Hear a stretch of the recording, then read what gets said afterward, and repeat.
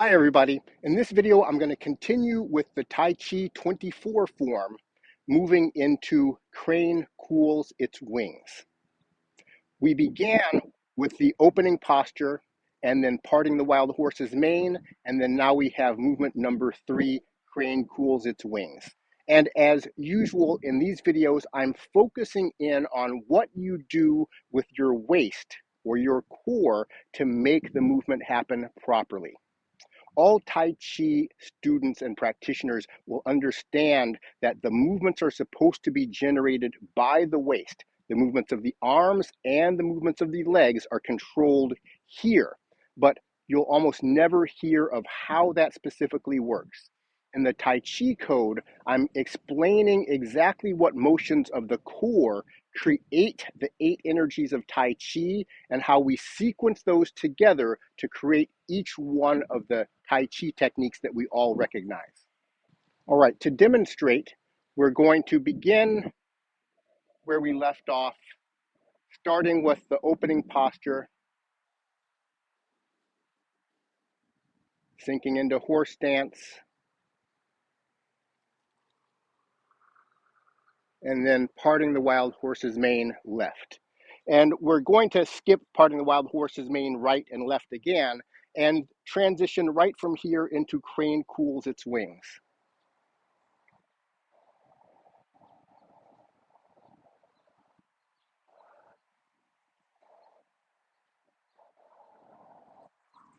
That is the motion of crane cools its wings. Facing forward, we begin at the end of parting the wild horse's mane. We have a half step up, a shift back, and then a completion of the shift into empty stance. And then we complete the motion, splitting the arms, rising slightly as we bring the toe in contact with the ground. That's crane cools its wings. Now let's look at the core rotations and how they produce the movement. Now the nice thing with crane cools its wings is we're only using 2 of the 8 Tai Chi energies. We're going to be using split and we're going to be using elbow strike. And we're going to sequence it in a way that's going to create the entire motion. Just to review for you, split in the Tai Chi code explanation of the core energies. Flexion of the active hip. In this case, I'm flexing my right hip with torsional rotation on the opposite side. So in split with flexion of the right hip, my upper waist is turning towards the right hip. My lower waist is turning away from the right hip. This is split. If you just shift your weight towards one leg, like this, turning towards the leg that's lifting off the ground, that is split. The other technique we're going to be using is elbow strike. In elbow strike, we have flexion of the active hip, but we have the waist lower portion turning away from that active hip, just like in split, but we have the upper portion of the waist also turning away from that hip. That's elbow strike. And that gets me to this fully balanced position on one leg because all of my waist energy is turning away from the flexing hip, putting that energy and spine directly over the stance leg. So most of the time we're shifting into empty stance, we're going to be shifting into elbow strike. As we do crane cools its wings, we're going to be shifting back and forth between split and elbow strike the entire time. When we begin at the end of parting the wild horse's mane left, we are in split with flexion of the right hip. And then we're going to rotate the waist, upper portion, towards my left leg, and that is what's going to empty my right leg off the ground, allowing it to step forward in a half step. Now I'm going to shift the weight back. Then I'm going to shift into empty stance. And then I'm going to split the arms. Let's go through the core movements again. We're starting in split.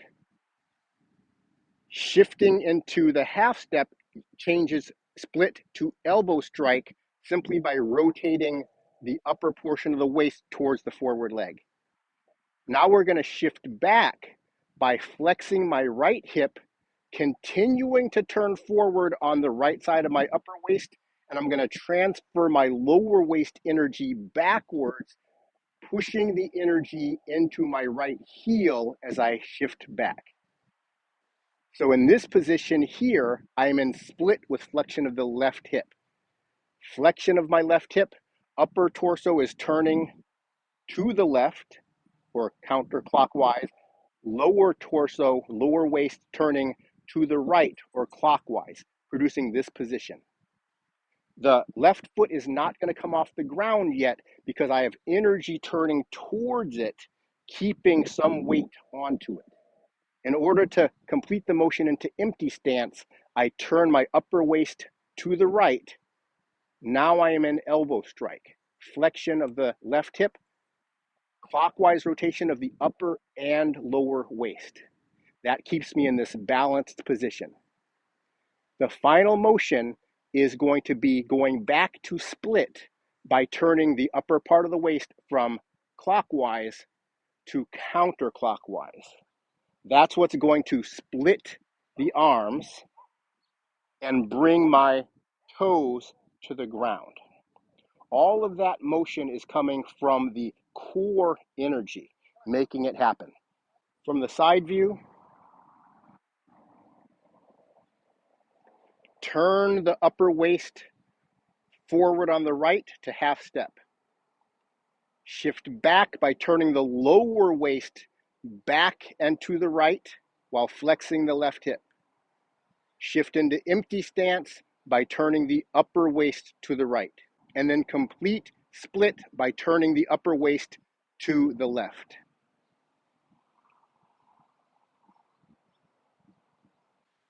The transition into empty stance requires both split and elbow strike done in sequence. And we see this same sequence done all the time in Tai Chi.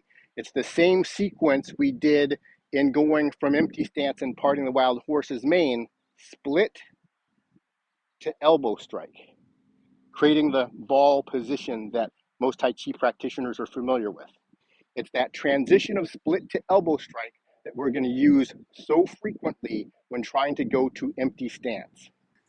Before I go further, I'm going to give a brief explanation for how the core movements translate into the 8 energies of Tai Chi, in this particular instance, split and elbow strike, and how I'm using the trigrams that represent the 8 energies of Tai Chi to explain the core movements.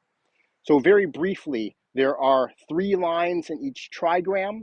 By my analysis, the top line represents the hip energy, the second line represents the upper waist rotation, the third line represents the lower waist rotation. When we have split, we have flexion of the hip, that is the energy, and it is yin, because flexion of the hip is not attacking or moving towards the opponent. It creates a rotational action. So we have yin hip, top split line.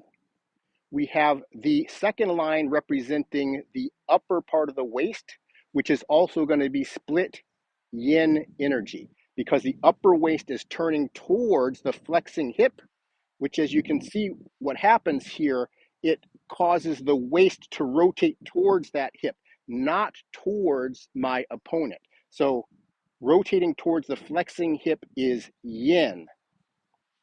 And then we have the lower waist rotating away from the flexing hip.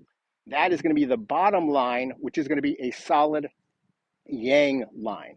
When we rotate away from a flexing hip, we have yang energy, which is going to be a more aggressive energy or more moving towards the opponent, and the opposite of turning towards a flexing hip. So as I rotate my lower waist away from this flexing hip, that is creating yang energy, so the solid bottom line. When we have elbow strike, we are seeing also a split line on the top for flexion of the hip, yin energy, and we have the bottom line going away from that flexing hip, yang energy. And the difference between elbow strike and split is we're also going to have the upper waist turning away from that flexing hip also, which is going to be yang energy. So a solid line for the second and a solid line for the third, representing upper and lower waist rotation, broken line for the hip energy. So those are the trigrams for split and elbow strike, and the core rotations through the walking code that I have correlated with those trigrams. And we're going to be using those two energies throughout Crane Cools Its Wings.